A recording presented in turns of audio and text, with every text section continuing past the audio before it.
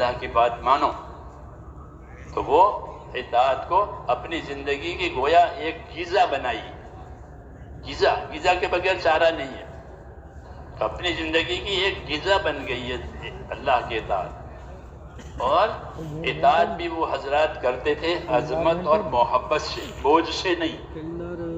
ہم اپنے ایمان کی کمزوری کی وجہ سے اطاعت کے کاموں کو بوجھ محسوس کرتے ہیں۔ ہاں بوجھ، کہ نماز بھی بوجھ ہو رہی ہے، زکوٰۃ بھی بوجھ ہو رہی ہے، حج بھی بوجھ ہو رہا ہے، تبلیغ بھی بوجھ، تو لیکن برداشت کرتے ہیں کیونکہ ایمان ہے اندر۔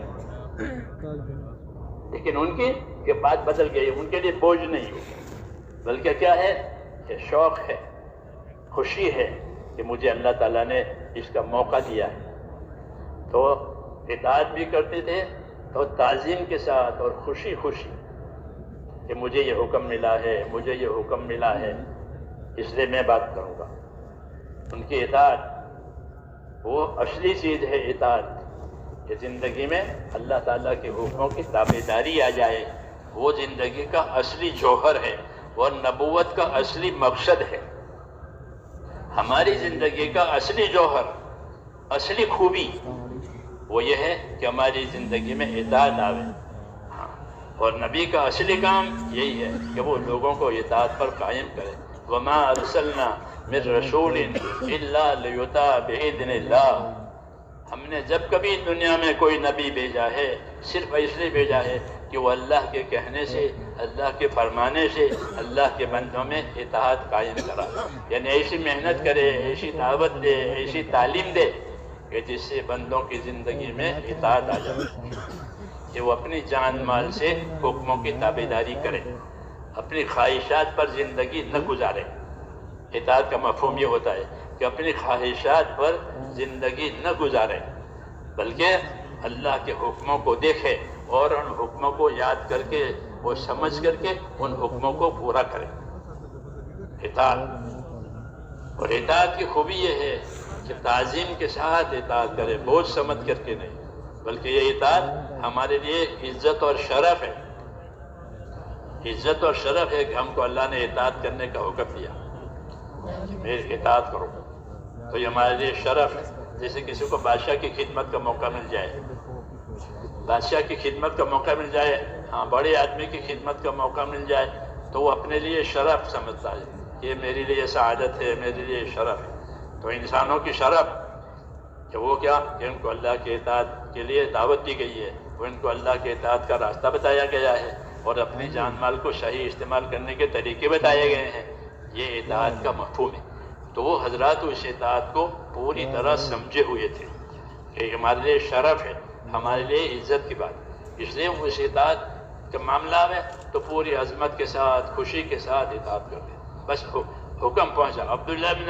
لکھا ہے عبداللہ ابن مسعود رضی اللہ عنہ مسجد نبی میں داخل ہو رہے تھے، دروازے پر پہنچے اور حضور صلی اللہ علیہ وسلم ممبر پر تھے، اور ممبر سے فرمایا اجلسو، لوگوں سے فرمایا مجمع بیٹھ جائیے، یہ فرمایا۔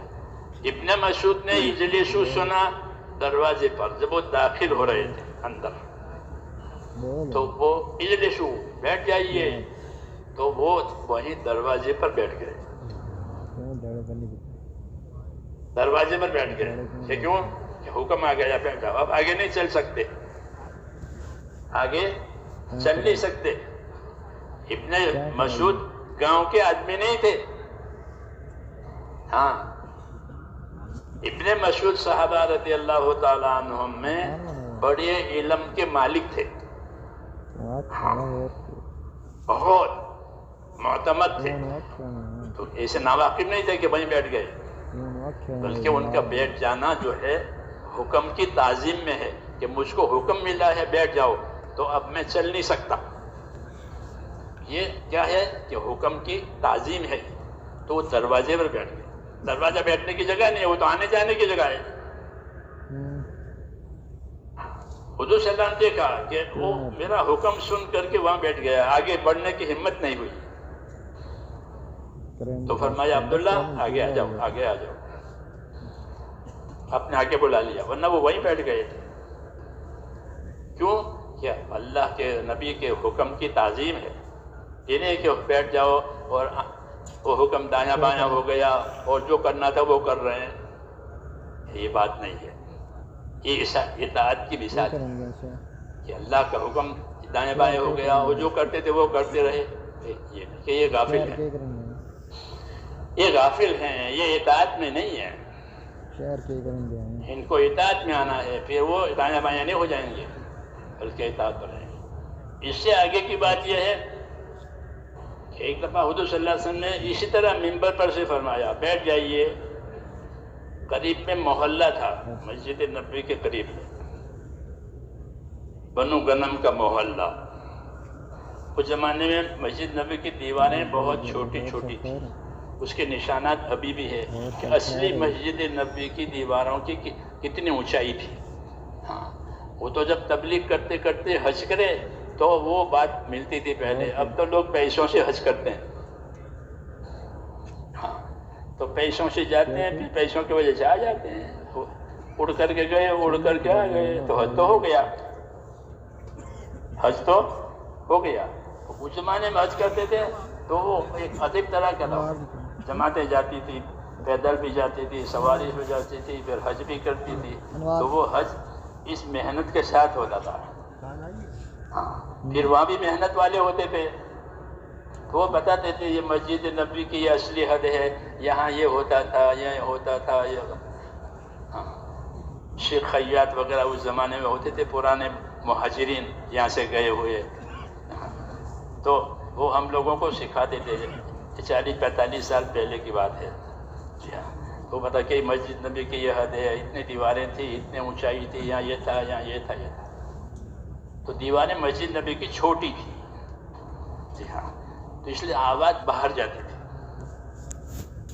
تو عبداللہ ابن رواحہ قریب کے محلے میں تھے، بنو غنم کا محلہ، وہ قریب میں تھا۔ انہوں نے وہ اجلسو بیٹھ جاؤ یہ سنا، وہ وہیں بیٹھ گئے۔ ہاں، کیا بات ہوئی کہ مسجد میں سے جناب کی آواز آئی ہے بیٹھ جاؤ،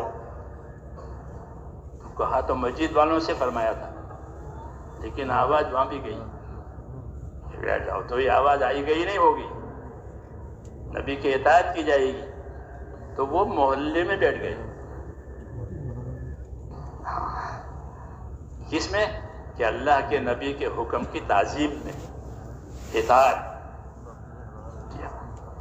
اطاعت۔ لوگوں نے عرض کیا یا رسول اللہ، عبداللہ ابن رواحہ وہاں محلے میں بیٹھ گئے، کہ کیوں؟ کہ آپ نے فرمایا اجلسو، تو وہیں بیٹھ گئے۔ حضور صلی اللہ علیہ وسلم نے ان کو دعا دی کہ اللہ ان کے اطاعت میں اور تابعداری میں اور اضافہ کرے، یہ حکم کو سر پر لینے والے ہیں۔ تو زندگی کی اصلی کائنات میرے دوستو یہ ہے کہ ہماری زندگی میں اللہ کے حکموں کی اطاعت اور تابعداری آوے نبی کے طریقے سے۔ یہی کلمے کا مفہوم ہے، یہی کلمے کا تقاضا ہے، اور اسی کی ضرورت ہے۔ زندگی کلمے والی بنے، لا الہ الا اللہ محمد رسول اللہ۔ ہاں، جب یہ زندگی آئے گی تو یہ زندگی حکموں کی پابند ہوگی اور باقی تمام مشکلات میں سے آزاد ہو جائے گی۔ ہاں، حکموں کی پابندی ہوگی، باقی مشکلات میں سے آزاد ہو جائے گی۔ آج تو مشکلات میں ہم پابند ہیں اور کلمے کے پابند نہیں۔ کلمے والی زندگی کے پابند نہیں ہے تو مشکلات کے پابند ہے۔ کلمے والی زندگی کا اثر الگ ہے، اور یہ زندگی نہیں ہے تو اس کا اثر الگ ہے۔